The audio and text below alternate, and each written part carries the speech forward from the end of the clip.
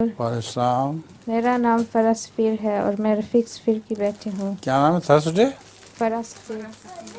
فرح سفیر۔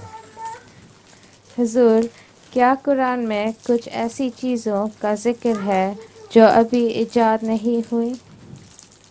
ایسی چیزوں کا ذکر ہے جو ابھی ایجاد نہیں جو ابھی تک ایجاد نہیں ہوئی، وہ اس لیے آپ کو ابھی سمجھ نہیں آ سکتی، لیکن ذکر ضرور موجود ہے۔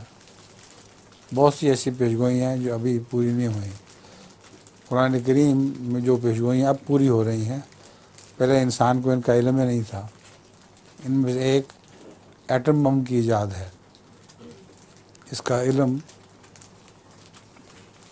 جب تک ایٹم بم ایجاد نہیں ہوا کسی کو علم نہیں تھا۔ تو پیشگوئیاں وقت کے اوپر پوری ہوتی ہیں۔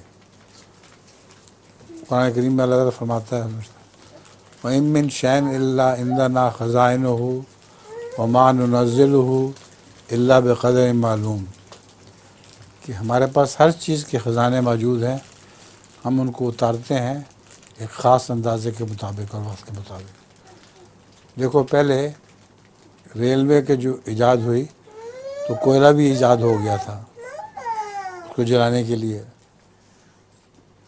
اس کو کہتے ہیں ایکسٹرنل کمبسچن انجن، جو باہر سے بھاپ بنا کے گاڑی کو چلاتا ہے۔